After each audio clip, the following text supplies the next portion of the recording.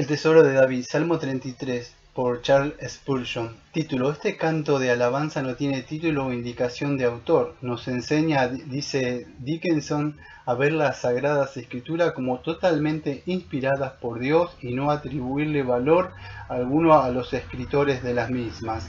La alabanza del Señor es el motivo de este cántico sagrado, comenta Charles Spurgeon.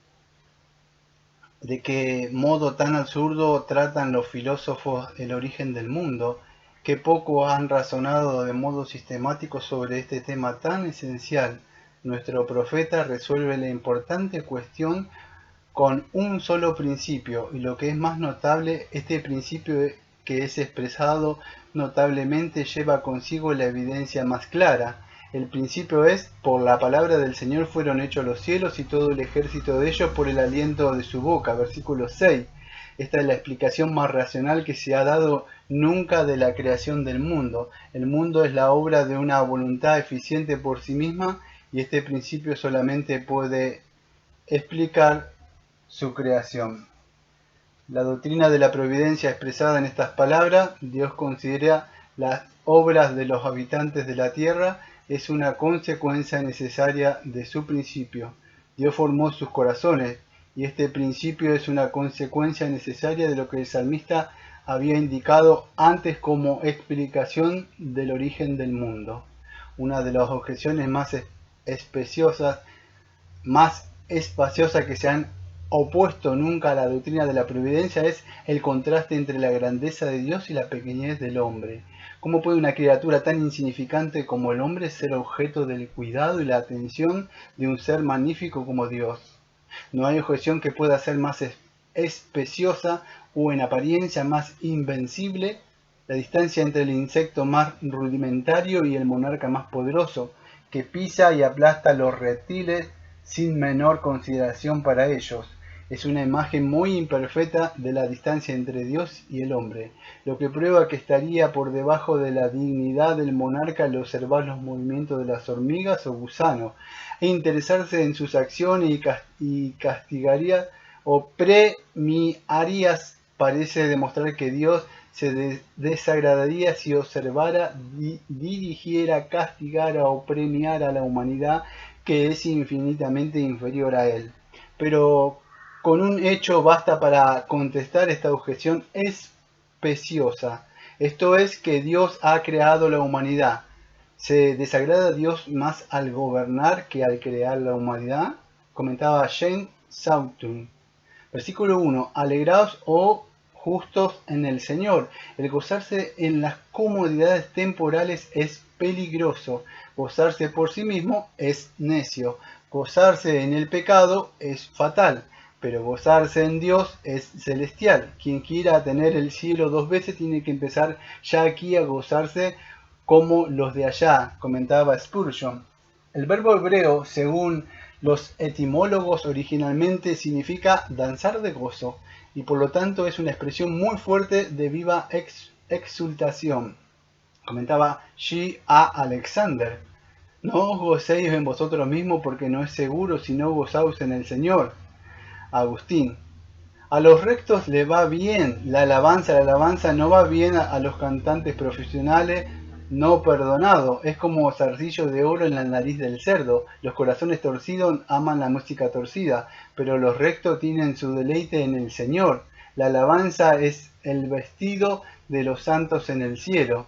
Apropiado que se lo prueben aquí abajo, comentaba Spurgeon.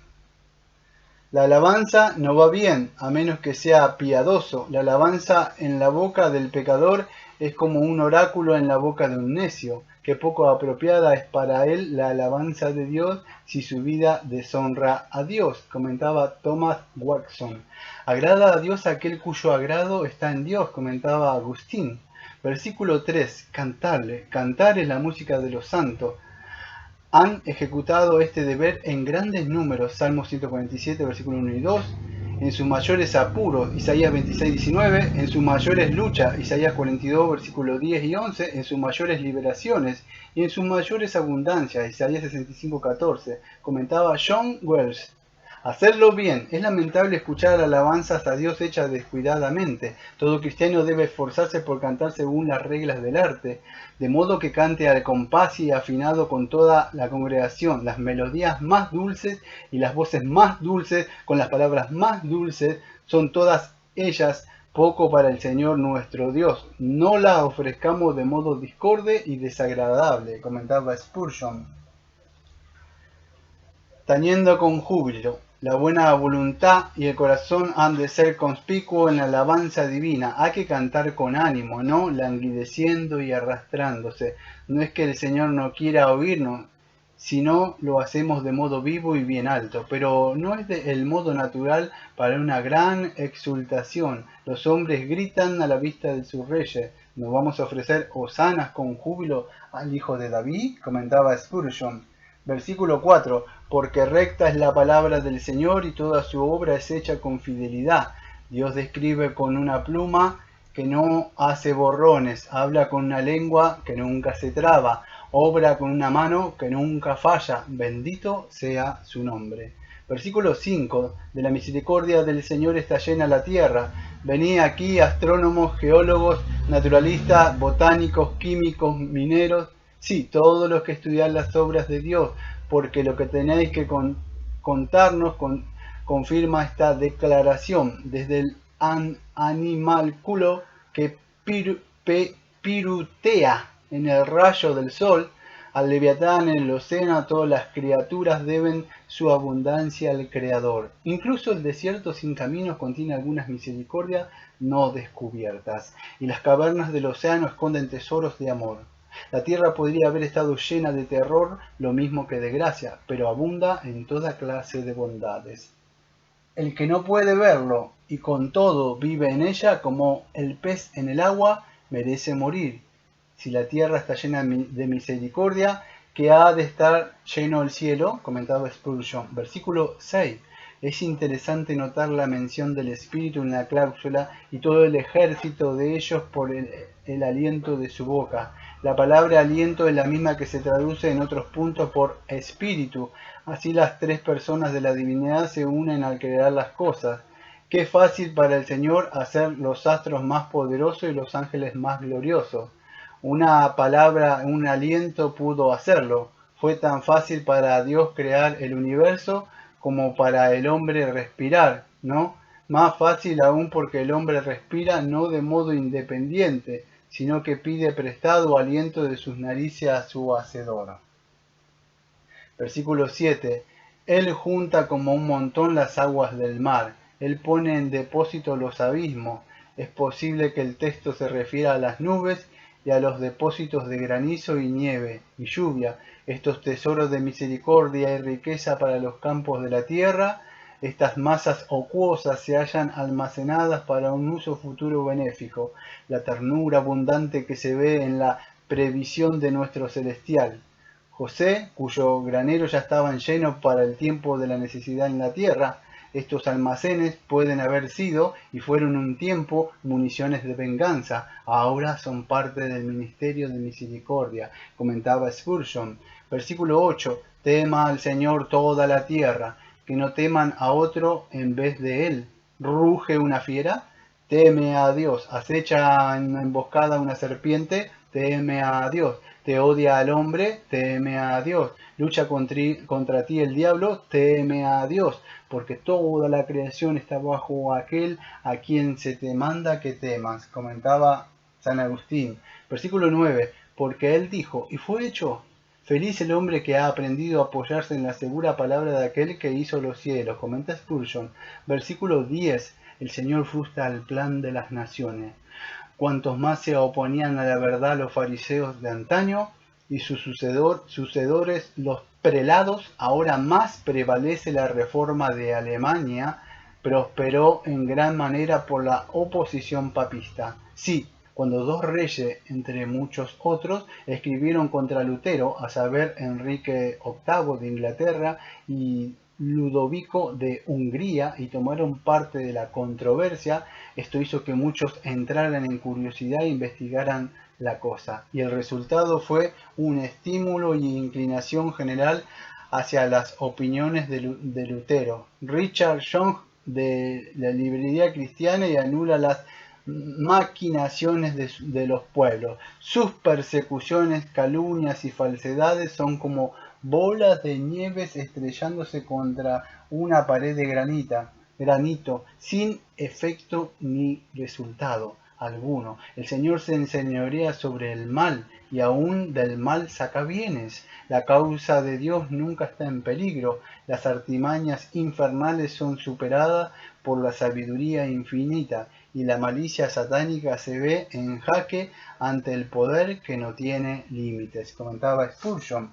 Versículo 11. El consejo del Señor permanecerá para siempre. Las ruedecitas de un reloj de bolsillo o de pared se mueven en sentido contrario unas de otras, las unas en una dirección, las otras en otra.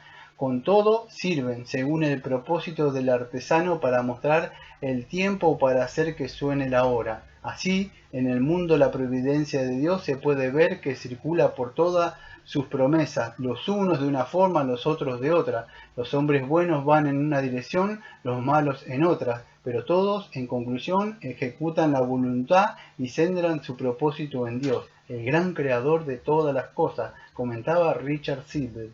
Versículo 12. Bienaventurada la nación cuyo Dios es el Señor, el pueblo que él escogió como heredad para sí.